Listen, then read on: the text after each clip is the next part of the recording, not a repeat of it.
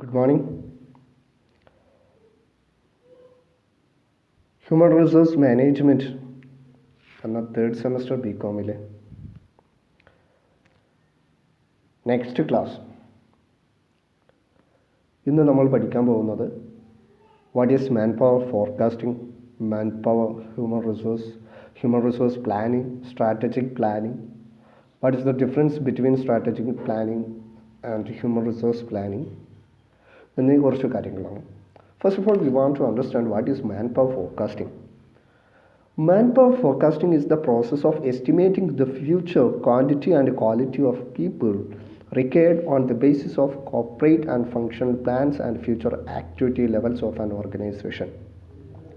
Manpower forecasting എന്ന് പറഞ്ഞു കഴിഞ്ഞാൽ ഇത് ഒരു പ്രോസസ്സാണ്. എസ്റ്റിമേറ്റിംഗ്, നമ്മുടെ ഒരു ഓർഗനൈസേഷൻ്റെ മാൻ പവർ നീഡിനെ എസ്റ്റിമേറ്റ് ചെയ്യുന്ന ഒരു പ്രോസസ്സിനെയാണ് നമ്മൾ എന്ന് പറയുന്നത് മാൻ പവർ ഫോർകാസ്റ്റിംഗ്. അതിന് വേണ്ടിയിട്ട് നമ്മുടെ ഓർഗനൈസേഷൻ്റെ ഒബ്ജക്റ്റീവ്സ് അച്ചീവ് ചെയ്യുന്നതിന് ഫ്യൂച്ചറിലുണ്ടാകുന്ന ഒബ്ജക്റ്റീവ്സ് അല്ലെങ്കിൽ നമ്മൾ പ്രീ ആയിട്ട് ഡിറ്റർമിൻ ചെയ്തിട്ടുള്ള ഒബ്ജക്റ്റീവ്സ് അച്ചീവ് ചെയ്യുന്നതിന് വേണ്ടിയിട്ട് അതിൻ്റെ ഫങ്ഷണൽ പ്ലാനുകൾ അല്ലെങ്കിൽ ഫ്യൂച്ചർ ആക്ടിവിറ്റീസ് അതിന് വേണ്ടിയിട്ട് നമ്മൾ എംപ്ലോയീസിനെ ഫോർകാസ്റ്റ് ചെയ്യും. ഇത്രത്തോളം എംപ്ലോയീസിനെ വേണം, ആ എംപ്ലോയീസിന് ഇത്രത്തോളം ക്വാണ്ടിറ്റി വേണം, അല്ലെങ്കിൽ അവർക്ക് ക്വാളിറ്റി ഉണ്ടായിരിക്കണം, ഇത്ര ട്രെയിനിങ് ലഭിച്ചവരായിരിക്കണം, അതുമല്ലെങ്കിൽ അവർക്ക് ഇത്രത്തോളം ക്വാളിഫിക്കേഷൻ ഉണ്ടാവണം എന്നൊക്കെ പറയുന്നതിനെയാണ് മാൻ പവർ ഫോർകാസ്റ്റിംഗ് എന്ന് പറയുന്നത്.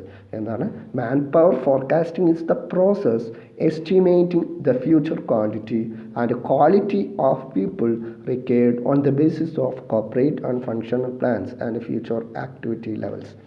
Manpower demand forecasting should consider the following factors.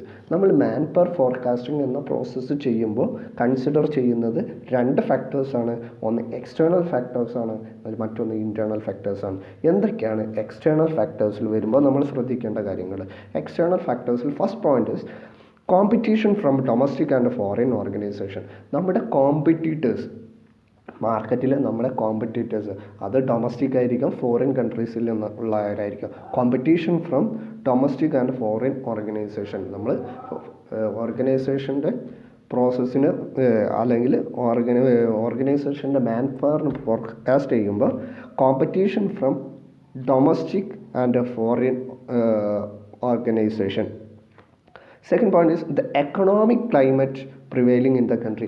നമ്മുടെ കൺട്രിയിൽ, നമ്മൾ ഏത് കൺട്രിയിലാണോ നമ്മുടെ ബിസിനസ്, നമ്മുടെ ഓർഗനൈസേഷൻ വർക്ക് ചെയ്യുന്നത്, ആ ഒരു കൺട്രിയിലെ എക്കണോമിക് ആയിട്ടുള്ള ആക്ടിവിറ്റി, സാമ്പത്തിക സ്ഥിതികൾ എന്തൊക്കെയാണ്. Then government policy and the laws. External ആണ്, നമ്മളുടെ ഉള്ളിലുള്ളതല്ല.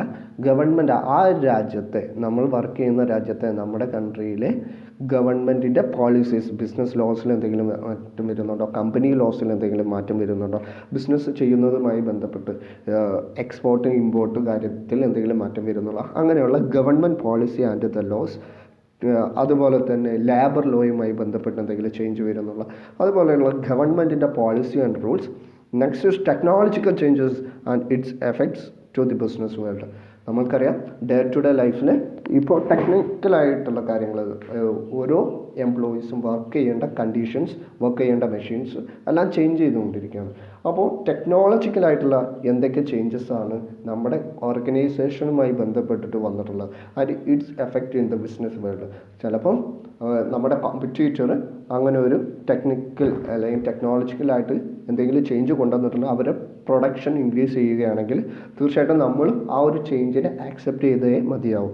അപ്പോൾ ആ ടെക്നോളജിക്കലായിട്ടുള്ള changes and its effects to the business world and social and religious factors. Next is internal factors. എന്തൊക്കെയാണ് internal factors? Man power forecasting എന്ന പ്രോസസ്സിനെ എഫക്റ്റ് ചെയ്യുന്ന ഇൻറ്റേർണൽ ഫാക്ടേഴ്സ് എന്തൊക്കെയാണെന്നുള്ളതാണ്. ബഡ്ജറ്റ് കൺസ്ട്രെയിൻസ് അല്ലേ, നമ്മുടെ മുമ്പ് പഠിച്ചു ഹ്യൂമൻ റിസോഴ്സ് മാനേജ്മെൻറ്റിന് വേണ്ടിയിട്ട് നമ്മളൊരു ബഡ്ജറ്റ് പ്രഖ്യാപിക്കും.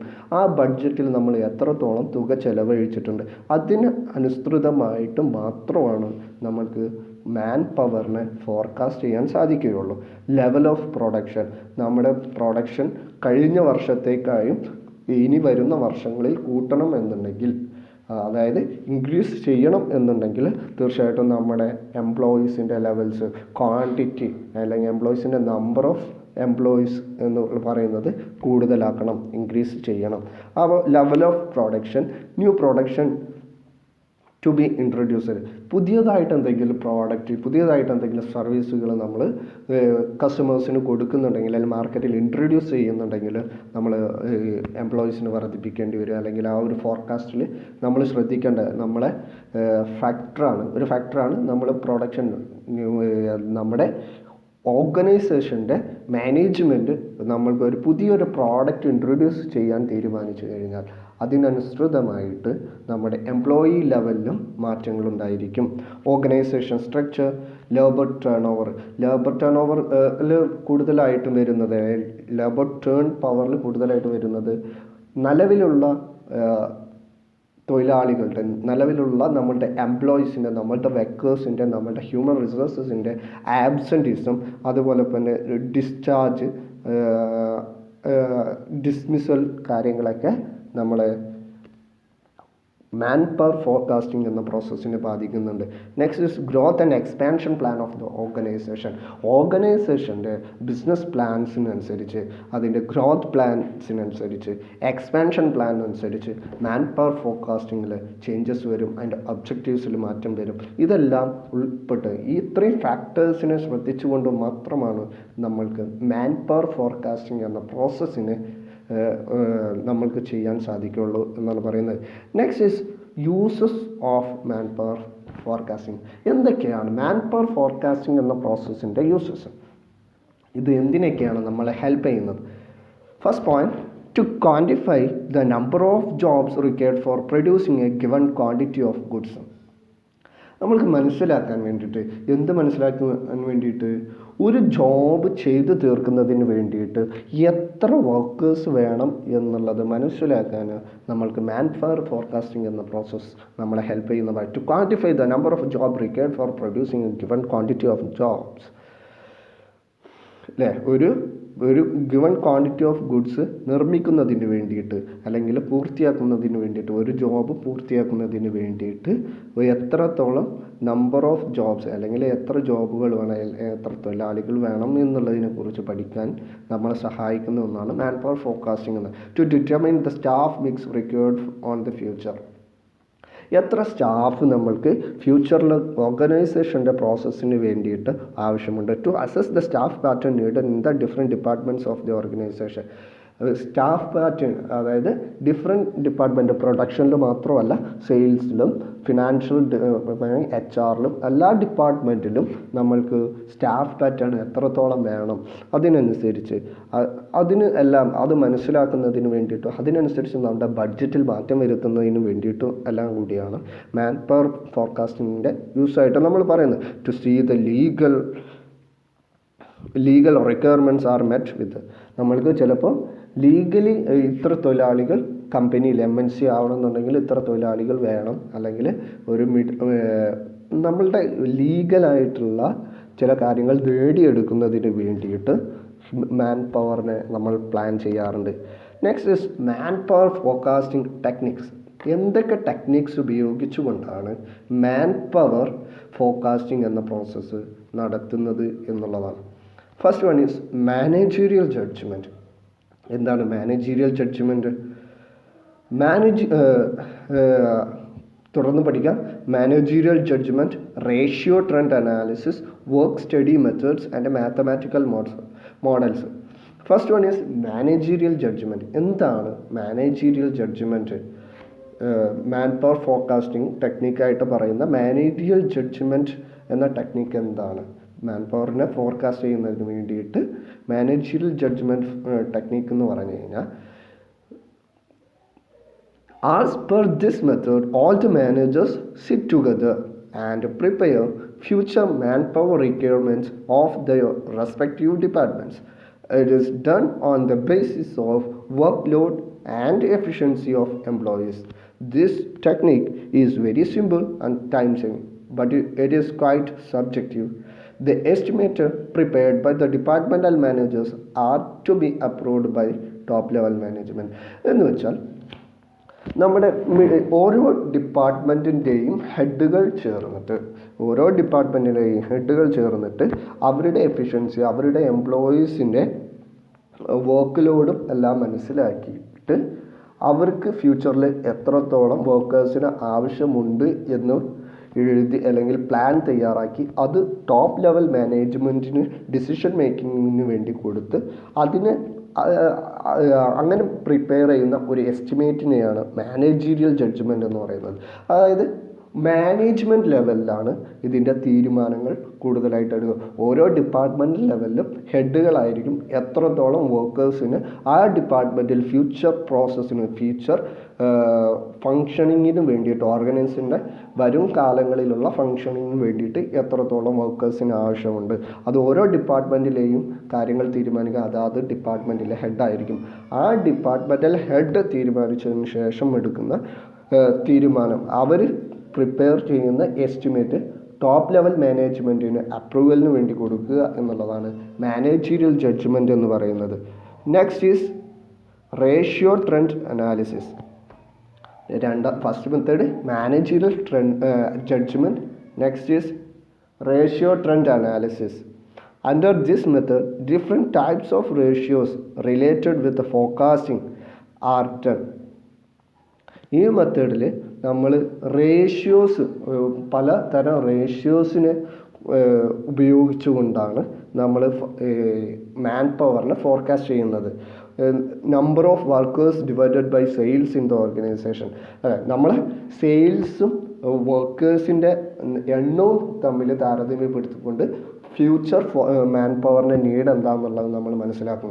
അതായത് സെയിൽസ് കൂടുതലായിട്ട് കൂട്ടണം എന്നുണ്ടെങ്കിൽ, ഇപ്പോൾ കുറവാണ്, അല്ലെങ്കിൽ സെയിൽസ് കൂട്ടണം എന്നുണ്ടെങ്കിൽ നമ്പർ ഓഫ് വർക്കേഴ്സിൻ്റെ എണ്ണവും കൂട്ടണം എന്നുള്ള രൂപത്തിലേക്ക് നമ്മൾ ഫോർകാസ്റ്റ് ചെയ്ത് ആ ഒരു റേഷ്യോ അനാലിസിസിലൂടെ മാൻ പവറിനെ ഫോർകാസ്റ്റ് ചെയ്യുന്നതിനാണ് റേഷ്യോ ട്രെൻഡ് അനാലിസിസ് എന്ന് പറയുന്നത്. Under this method different types of ratios are related with the forecasting are done.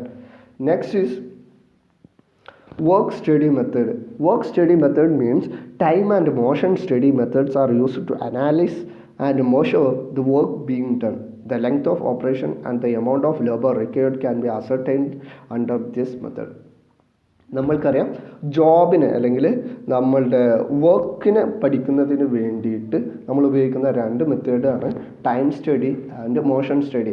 എത്ര ടൈം കൺസ്യൂം ചെയ്യും അല്ലെങ്കിൽ എത്ര ആളുകൾ വേണം ഒരു ജോബ് ഇത്ര ദിവസത്തിനുള്ളിൽ കംപ്ലീറ്റ് ചെയ്യാൻ ഉപയോഗിക്കുന്ന രണ്ട് മെത്തേഡുകൾ. ആ മെത്തേഡുകളെ ഉപയോഗിച്ചുകൊണ്ട് നമ്മളുടെ ലെങ്ത് ഓഫ് ഓപ്പറേഷൻ, നമ്മുടെ ജോബിൻ്റെ എമൗണ്ട് ലാബർ എത്രത്തോളം ആവശ്യമുണ്ട് എന്ന് മനസ്സിലാക്കിക്കൊണ്ട് ഫ്യൂച്ചറിൽ അതിനനുസരിച്ച് മാൻ പവറിനെ ഫോർകാസ്റ്റ് ചെയ്യുന്ന മെത്തേഡിനെയാണ് നമ്മൾ എന്തെന്ന് പറയുന്നത്, വർക്ക് സ്റ്റഡി മെത്തേഡ് എന്ന് പറയുന്നത്. Next is mathematical model. Mathematical models is like regression, optimization models and probabilistic models can be used for forecasting manpower needs. These are complex methods. It is only suitable to large concerns. Under this method, various factors related with the manpower needs are expressed in the form of equations. Mathematical models നമ്മൾക്കറിയാം, mathematically നമ്മൾ എന്ത് കാര്യങ്ങൾ കണ്ടെത്താനും കൂടുതലായിട്ടും equations ആണ് ഉപയോഗിക്കുന്നത്. അപ്പോൾ നമ്മുടെ നീഡ്സിനെ വിവിധ ഇക്വേഷൻസിലൂടെ രൂപപ്പെടുത്തി അതിൽ നിന്ന് ഒരു റിഗ്രഷൻ യൂസ് ചെയ്തുകൊണ്ടും ഒപ്റ്റിമൈസേഷൻ മോഡൽസുകൾ ഉപയോഗിച്ചുകൊണ്ട് പ്രോബബിലിറ്റികൾ ഉപയോഗിച്ചുകൊണ്ട് ഈ വർഷം ഇത്ര പ്രൊഡക്ഷൻ ഉണ്ടായി, അതുകൊണ്ട് ഇത്ര വർക്കേഴ്സാണുള്ളത്, അടുത്ത വർഷം ഇത്രത്തോളം പ്രൊഡക്ഷൻ കൂട്ടിക്കഴിഞ്ഞാൽ നമ്മൾക്ക് ഇത്ര വർക്കേഴ്സിന് ആവശ്യം ഉണ്ടാവും എന്നുള്ള പ്രോബബിലിറ്റിയും റിഗ്രഷനും ഇക്വേഷൻസിലൂടെ രൂപപ്പെടുത്തിക്കൊണ്ട് നമ്മൾ ചെയ്യുന്നതിനെയാണ് മാത്തമാറ്റിക്കൽ മോഡൽ എന്ന് പറയുന്നത്. Next is limitation of human resource planning or man power forecasting. ഈ മാൻ പവർ ഫോർകാസ്റ്റിങ്ങിൻ്റെ ലിമിറ്റേഷൻസ് എന്തൊക്കെയായിരിക്കും എന്നാണ് അടുത്ത് പറയാൻ പോകുന്നത്. First one is inaccuracy. ഒരു ആക്യുറസി ഉണ്ടാവില്ല. നമ്മൾ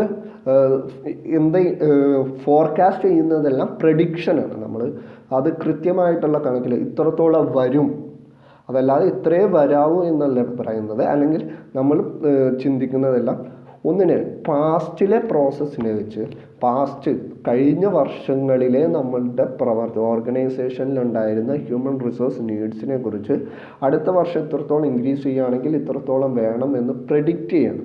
അപ്പോൾ അതിലുണ്ടായിരിക്കുന്ന ഇനാക്യുറസിയാണ് ഫസ്റ്റ് ലിമിറ്റേഷൻ ആയിട്ട് പറയുന്നത്. രണ്ടാമത് resistance of employees. Next is constraints. നമ്മൾക്കുണ്ടാകുന്ന ഒരുപാട് തടസ്സങ്ങൾ, എംപ്ലോയീസിൻ്റെ resistance, inefficient human resource information system. Human resource information system efficient അല്ലാതാവുമ്പോഴുള്ള പ്രശ്നങ്ങൾ, തെറ്റായിട്ടുള്ള നമ്മളുടെ നിർദ്ദേശങ്ങൾ, അല്ലെങ്കിൽ തെറ്റായിട്ടുള്ള നമ്മളുടെ analysis, non involvement of top level managers. കൂടുതലായിട്ടും ടോപ്പ് ലെവൽ മാനേജേഴ്സിൻ്റെ ഇൻവോൾവ്മെൻറ്റ് നമ്മളുടെ മാൻ പവർ ഫോർകാസ്റ്റിങ്ങിൽ ഉണ്ടാവാറില്ല. കൂടുതലായിട്ടും മാൻ പവർ ഫോർകാസ്റ്റിംഗ് ചെയ്യുന്നത് ഡിപ്പാർട്ട്മെൻ്റൽ ഹെഡ്സ് അല്ലെങ്കിൽ വിവിധ ഡിപ്പാർട്ട്മെൻറ്റുകളുടെ ഹെഡുകൾ കൂടി ചേർന്നുകൊണ്ടായിരിക്കും അതിനെക്കുറിച്ച് പഠിക്കുന്നത്, അനാലിസിസ് ചെയ്യുന്നതും തീരുമാനങ്ങൾ അപ്രൂവ് ചെയ്യുക എന്നുള്ളത് മാത്രമാണ് ടോപ്പ് ലെവൽ മാനേജർ. അപ്പോൾ ടോപ്പ് ലെവൽ മാനേജ്മെൻറ്റിൻ്റെ ഇൻവോൾവ്മെൻ്റ് ഇല്ലാത്തത് ടൈം കൺസ്യൂമിംഗ് ആണ്, ഒരുപാട് ടൈം കൺസ്യൂം ചെയ്യും എന്നാണ് പറയുന്നത്. ഇത്രയും കാര്യങ്ങളാണ് limitations of human resource planning എന്ന് പറയുന്നത്. Next is conventional versus strategic human resource planning. Human പ്ലാനിങ്ങിൻ്റെ കൺവെൻഷണൽ മെത്തേഡും സ്ട്രാറ്റജിക് പ്ലാനിങ്ങും തമ്മിലുള്ള വ്യത്യാസങ്ങൾ. എന്താണ് സ്ട്രാറ്റജിക് പ്ലാനിങ് എന്നുള്ളത് നമ്മൾ അടുത്ത ഭാഗമായിട്ട് പഠിക്കുന്നുണ്ട്. അപ്പോൾ first is human resource planning is the process to ensure that an organisation always the access to right people. Human resource planning എന്ന് പറയുന്നത് റൈറ്റ് പേഴ്സണ് റൈറ്റ് ടൈമിൽ റൈറ്റ് ജോബിൽ എത്തിക്കുക, അല്ലെങ്കിൽ അവരെ കൊണ്ടുവരിക എന്നുള്ള, എൻഷുർ ചെയ്യുക എന്നുള്ളതാണ് ഓർഗനൈസേഷനെ സംബന്ധിച്ച് ഹ്യൂമൻ റിസോഴ്സ് പ്ലാനിങ് എന്ന് പറയുന്നത്. അതായത് human resource planning is a process to ensure that an organisation always has access to right people to do the right work that needs to be right at place എന്നതാണ് human resource planning. Strategic planning അല്ലെങ്കിൽ strategic planning എന്ന് പറഞ്ഞു കഴിഞ്ഞാൽ it's a formalised process. Formation കൊടുക്കുക എന്നുള്ളതാണ് strategic plan. എന്ത് formation ചെയ്യുക എന്നുള്ളത് ഒരു ഓർഗനൈസേഷൻ്റെ സ്ട്രാറ്റജിക് ആയിട്ടുള്ള ഐഡിയകൾ അല്ലെങ്കിൽ സ്ട്രാറ്റജിക് പ്ലാനുകൾ തയ്യാറാക്കുക, അത് ഇംപ്ലിമെൻ്റ് ചെയ്യുക എന്നുള്ളതാണ് സ്ട്രാറ്റജിക് പ്ലാനിങ് കൊണ്ട് നമ്മൾ ഉദ്ദേശിക്കുന്നത്. Strategic planning is formalized process for generating firm strategies, developing strategic plans, and implementing new strategies. Next is strategic planning and human resource planning are closely linked. Often when firms develop a strategic plan, it is necessary to develop human resource plan to support. Human resource പ്ലാനിൻ്റെ സപ്പോർട്ടോട് കൂടി അല്ലെങ്കിൽ human resource പ്ലാനിനെ support ചെയ്യുന്നതിന് വേണ്ടിയിട്ട് നമ്മൾ എന്ത് ചെയ്യാറുണ്ട്, strategic പ്ലാനുകൾ തയ്യാറാക്കാറുണ്ട്. അല്ലെങ്കിൽ ഹ്യൂമൻ റിസോഴ്സിൻ്റെ, അതായത് ഹ്യൂമൻ റിസോഴ്സിൻ്റെ ഹെൽപ്പോട് കൂടിയിട്ടാണ് നമ്മൾ തയ്യാറാക്കിയിട്ടുള്ള സ്ട്രാറ്റജിക് പ്ലാന് ഒരു ഓർഗനൈസേഷന് അച്ചീവ് ചെയ്യാൻ സാധിക്കുന്നത്. ഇറ്റ് ഈസ് ക്ലോസ്ലി ലിങ്ക്ഡ് എന്നാണ് പറയുന്നത്. Next is difference between human resource planning and strategic plan. Strategic പ്ലാനിങ്ങും ഹ്യൂമൻ റിസോഴ്സ് പ്ലാനിങ്ങും തമ്മിലുള്ള വ്യത്യാസങ്ങൾ എന്തൊക്കെയാണെന്നുള്ളതാണ്. Human resource planning is very definite type of planning. Human resource planning is definite type of planning. കൂടുതലായിട്ട് human resource management human റിസോഴ്സസുമായി ബന്ധപ്പെട്ടുള്ള അതിൻ്റെ ഫ്യൂച്ചറിലുണ്ടാകുന്ന കാര്യങ്ങൾ, അതിൻ്റെ നിലവിലുള്ള കാര്യങ്ങൾ, എത്രത്തോളം ഹ്യൂമൻ റിസോഴ്സ് വേണം എന്നുള്ള കാര്യങ്ങൾ, അത് മാത്രമായിരിക്കും ഹ്യൂമൻ റിസോഴ്സ് പ്ലാനിങ് എന്ന department. It is focus on one area. ആ ഒരു ഏരിയയിൽ ഹ്യൂമൻ റിസോഴ്സസുമായി ബന്ധപ്പെട്ട ഒരു ഏരിയയിൽ മാത്രമായിരിക്കും ഹ്യൂമൻ റിസോഴ്സ് പ്ലാനിങ് വർക്ക് ചെയ്യുക. Next is the forms of employees. Strategic planning എന്ന് പറയുന്നത് ഈസ് വെരി ബ്രോഡ്. ഓർഗനൈസേഷനിലുള്ള വെരി ബ്രോഡായിട്ടുള്ള ഒരു സംഭവമാണ്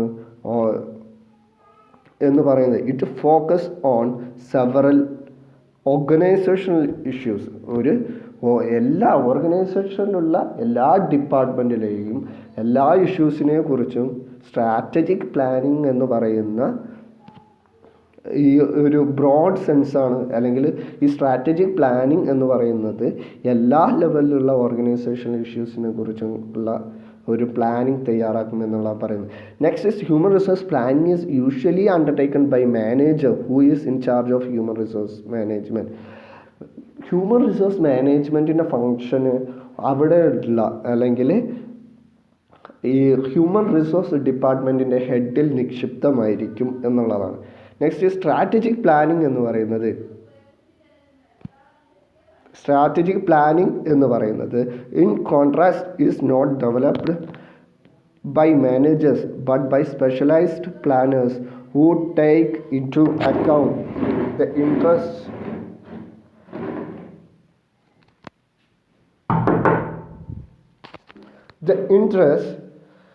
of planners who take into account the interests of overall firm. Human resource planning is usually undertaken by manager who is in charge of human resources. Strategic planning, in contrast, is not developed by managers but by specialized by planners who take into account the interest of overall plan. അതായത് strategic plan എന്ന് പറയുന്നത് ഒരാളിൽ മാത്രം നിക്ഷിപ്തമായിട്ടല്ല, developed by managers. അതായത് ഒരുപാട് managers ചേർന്നുകൊണ്ടാണ്. വിവിധ departmental ഹെഡുകൾ ഉണ്ടായിരിക്കും, but specialised പ്ലാനേഴ്സും ഉണ്ടായിരിക്കും, take in account the interest of the overall firm. Next is strategic human resource planning. എന്താണ് സ്ട്രാറ്റജിക് ഹ്യൂമൻ റിസോഴ്സ് പ്ലാനിങ് എന്നുള്ളതാണ്. Strategic human resource planning stresses the importance of identifying and gathering strategic information for the planning course of an organization and need for involving key managers and employees in the process. Strategic human resource planning stresses the importance of identifying and gathering strategic information for the planning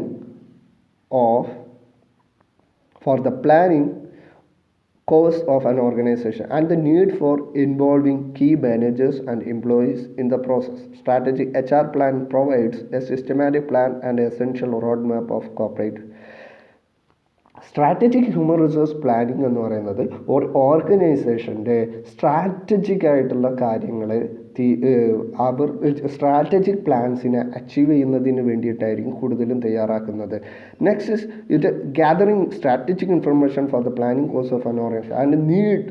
അതായത് ഓർഗനൈസേഷൻ്റെ strategic പ്ലാനുകൾ തയ്യാറാക്കുന്നതിന് വേണ്ടിയിട്ടാണ് strategic human resource പ്ലാനുകൾ നമ്മൾ നടപ്പിൽ വരുത്തുന്നത്. അപ്പോൾ അതുകൊണ്ട് തന്നെ the need for involving key managers and employees in the process. Strategic HR planning provides a systematic plan and essential roadmap for corporate HR operation. ഓർഗനൈസേഷൻ്റെ HR ഓപ്പറേഷൻസിന് വേണ്ടിയിട്ട് ഒരു സിസ്റ്റമാറ്റിക് ആയിട്ടുള്ള ഹ്യൂമൻ റിസോഴ്സ് പ്ലാനും അതിനൊരു റോഡ് മാപ്പ് ഇങ്ങനെയൊക്കെ പോകണം എന്നുള്ള ഒരു essential road മാപ്പും strategic HR പ്ലാനിങ്ങിലൂടെ നമ്മൾക്ക് കിട്ടുമെന്നാണ്. Strategic human resource planning is the process in which top management determines an organisation overall purpose and objectives how the organisation achieve this over time. ഒരു ഓർഗനൈസേഷൻ്റെ top level managers set ചെയ്യുന്ന objectives അല്ലെങ്കിൽ determines overall പർപ്പസിന് വേണ്ടിയിട്ട് set ചെയ്യുന്നതിനെ ആണ് how the organisation അത് എങ്ങനെ ആ ഒരു സെറ്റ് ചെയ്ത ഒബ്ജക്റ്റീവ്സ് ആ ഒരു ടൈമിനുള്ളിൽ എങ്ങനെ അച്ചീവ് ചെയ്യും എന്നുള്ളതിനെക്കുറിച്ച് പറയുന്നതാണ് സ്ട്രാറ്റജിക് ഹ്യൂമൻ റിസോഴ്സ് പ്ലാനിങ് എന്ന് പറയുന്നത്. Next is strategic planning steps. Mission determination, SWOT analysis, setting objectives, strategy settings. അതായത് മിഷൻ ഡിറ്റർമിനേഷൻ എന്ന് പറയുന്നത് നമ്മളുടെ ആ ഒരു സ്ട്രാറ്റജിക് പ്ലാൻ കൊണ്ടുള്ള ഒബ്ജക്റ്റീവ് എന്താണ്, അല്ലെങ്കിൽ ആ ഒരു മിഷൻ എന്തിനെയാണ് ഡിറ്റർമിൻ ചെയ്യുക, ആ ഒരു മിഷൻ ഡിറ്റർമിൻ ചെയ്യുക എന്നുള്ളതാണ് first step. Second is SWOT analysis. SWOT analysis എന്ന് പറഞ്ഞു കഴിഞ്ഞാൽ നമ്മുടെ സ്ട്രെങ്ത്തും വീക്ക്നെസ്സും ഓപ്പർച്യൂണിറ്റീസും ത്രെഡ്സും ഓർഗനൈസേഷൻ്റെ എല്ലാം സ്ട്രെങ്ത്ത് മനസ്സിലാക്കുക, വീക്ക്നെസ് മനസ്സിലാക്കുക, ഓപ്പർച്യൂണിറ്റീസ് മനസ്സിലാക്കുക, ത്രെഡ്സ് മനസ്സിലാക്കുക എന്നുള്ളതാണ് സ്ട്രാറ്റജിക് പ്ലാനിങ്ങിൻ്റെ രണ്ടാമത്തെ സ്റ്റെപ്പ് എന്ന് പറയുന്നത്. Next is objectives. ഈ strategic planning human resource plan കൊണ്ട് നമ്മൾ എന്താണ് ലക്ഷ്യം വെക്കുന്നത്, ആ ഒരു ഒബ്ജക്റ്റീവ് സെറ്റ് ചെയ്യുക എന്നുള്ളതാണ് മൂന്നാമത്തെ സ്റ്റെപ്പ്. നാലാമത്തേത് സ്ട്രാറ്റജി സെറ്റിംഗ് ദ സ്ട്രാറ്റജി. അതായത് നമ്മൾ എങ്ങനെയൊക്കെ അതിൻ്റെ റോഡ് മാപ്പ് സെറ്റ് ചെയ്യുക എന്നുള്ളതാണ് നെക്സ്റ്റ് സ്ട്രാറ്റജി സെറ്റിംഗ് എന്ന സ്റ്റെപ്പിൽ, നാലാമത്തെ സ്റ്റെപ്പിൽ നമ്മൾ പഠിക്കുന്നത്. Next strategy implementation. Implementing strategy can be difficult, but HRM helps to smooth this transition by educating employees about common goals and why this help an organization succeed. Strategy നമ്മൾ set ചെയ്തിട്ടുള്ള അല്ലെങ്കിൽ നമ്മൾ പ്രിപ്പയർ ചെയ്തിട്ടുള്ള strategic പ്ലാനുകൾ implement ചെയ്യുക എന്ന് പറയുന്നത് ഓരോ ഓർഗനൈസേഷനിലും വളരെ ഡിഫിക്കൽട്ടാണ്. പക്ഷേ human resource department, HR, human resource management നമ്മൾ എന്ത് ചെയ്യും, ആ സ്ട്രാറ്റജി നടപ്പിലാക്കുന്നത് ഇതിൻ്റെ സ്മൂത്തായിട്ടുള്ള ട്രാൻസിഷന് വേണ്ടിയിട്ട് നമ്മൾ ഹെൽപ്പ് ചെയ്യും. എങ്ങനെ ഹെൽപ്പ് ചെയ്യും? അവർ നിലവിലുള്ള എംപ്ലോയീസിനെ എഡ്യൂക്കേറ്റ് ചെയ്യും. എന്തുകൊണ്ടാണ് ഈ ഒരു പ്ലാനിലേക്ക് അല്ലെങ്കിൽ ഈ ഒരു സ്ട്രാറ്റജി നമ്മൾ ചെയ്യണം എന്ന് പറയുന്നത്, ആ ഒരു രൂപത്തിലേക്ക് അതിൻ്റെ ഗോൾസ് എന്താണ്, നിങ്ങൾ എംപ്ലോയീസിനുണ്ടാകുന്ന ഗുണങ്ങൾ എന്തൊക്കെയാണ് എന്നുള്ള കാര്യത്തിലേക്ക് എംപ്ലോയീസിന് എഡ്യൂക്കേഷൻ നൽകും. എന്തിനു വേണ്ടിയിട്ട്? ഓർഗനൈസേഷൻ്റെ സ്ട്രാറ്റജിക് പ്ലാന് സക്സീഡ് ചെയ്യുന്നതിന് വേണ്ടിയിട്ട്. ഇതിനെയാണ് strategic implementation. Next is successful implementation. HRM plays a role by supporting employers in transition and providing any new training. Other factors also influence success. ഏതൊരു പുതിയതായിട്ടുള്ള കാര്യങ്ങൾ ട്രാൻസിഷൻ ചെയ്യുമ്പോൾ പുതിയതായിട്ടുള്ള കാര്യങ്ങളും നമ്മൾക്ക് പെട്ടെന്ന് ആ ഒരു സക്സസ്ഫുള്ളായിട്ട് ഇംപ്ലിമെൻറ്റ് ചെയ്യാൻ പറ്റുന്നത് ആ ഒരു എംപ്ലോയീസിന് അതിനെക്കുറിച്ചുള്ള ട്രെയിനിങ് നൽകുക എന്നുള്ളതാണ്. അപ്പോൾ providing new training to successful implementation of new strategies. This is one other factor influence success. Next is job evaluation. നമ്മൾ കഴിഞ്ഞ ക്ലാസ്സിൽ ജോബ് അനാലിസിസ്, ജോബ് ഡിസൈൻ അങ്ങനെയുള്ള കുറേ കാര്യങ്ങൾ പഠിച്ചു. ഇന്ന് നമ്മൾ ലാസ്റ്റ് ടോപ്പിക്കായിട്ട് പഠിക്കാൻ പോകുന്നത് എന്താണ് ജോബ് ഇവാലുവേഷൻ എന്നുള്ളതാണ്.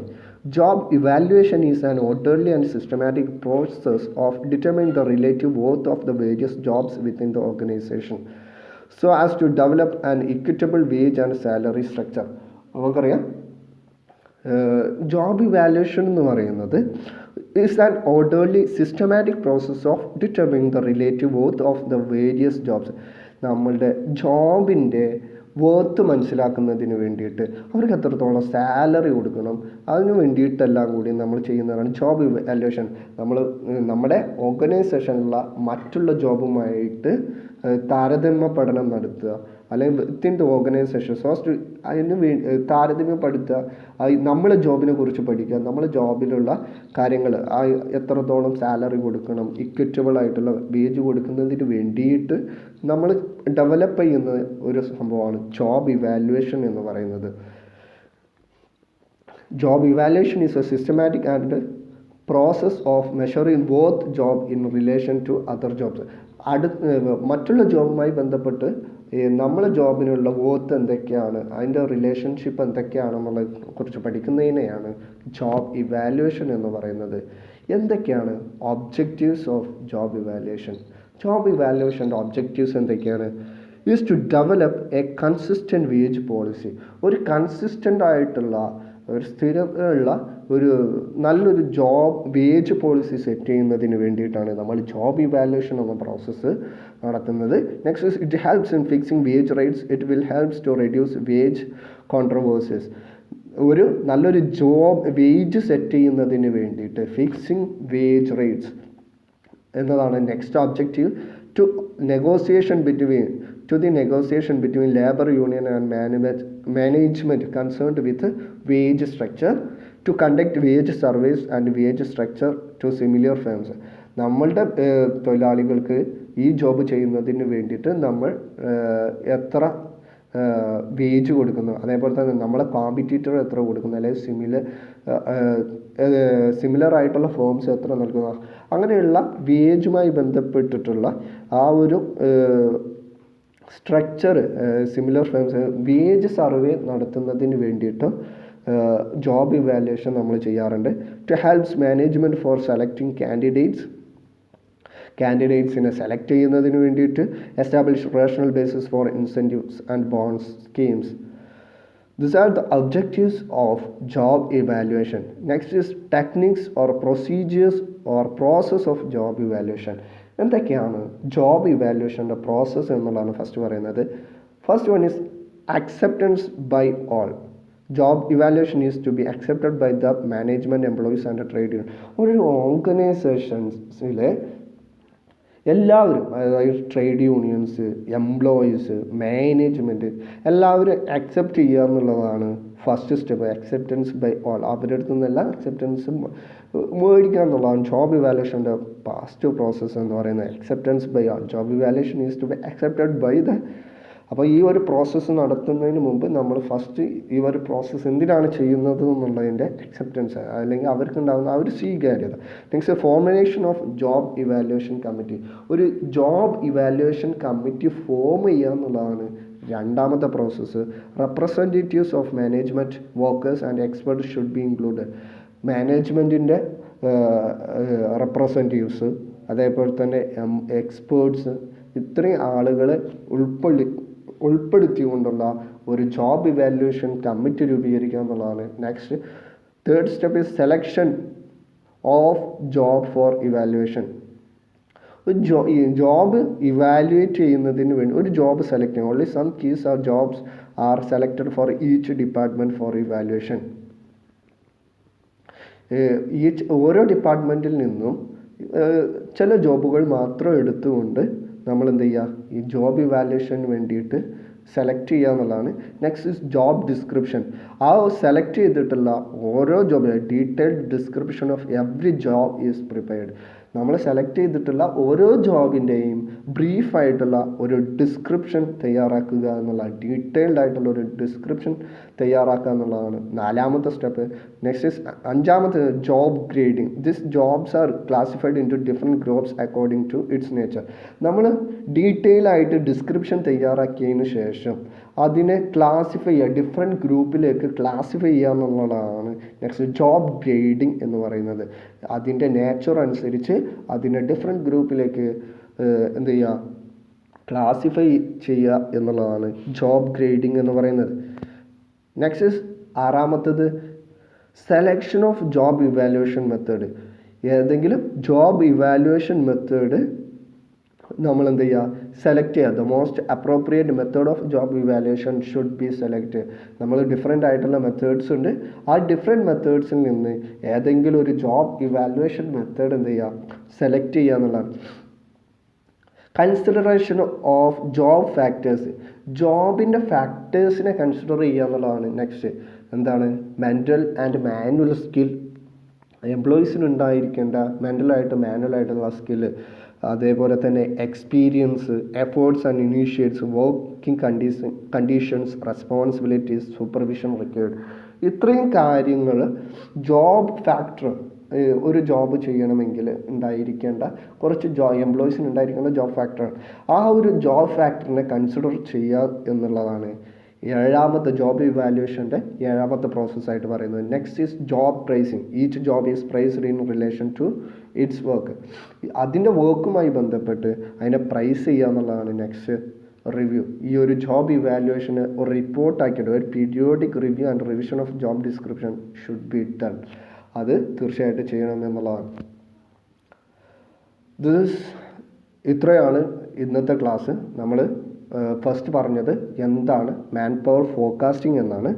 നെക്സ്റ്റ് ഇസ് അതിൻ്റെ ഒബ്ജക്റ്റീവ്സ് എന്താണ്, അത് എങ്ങനെയൊക്കെയാണ്, അതിൻ്റെ methods of man power forecasting, managerial methods, managerial judgement, ratio, trend analysis, അങ്ങനെ 4 പ്രോസസ്സ് നമ്മൾ പഠിച്ചു.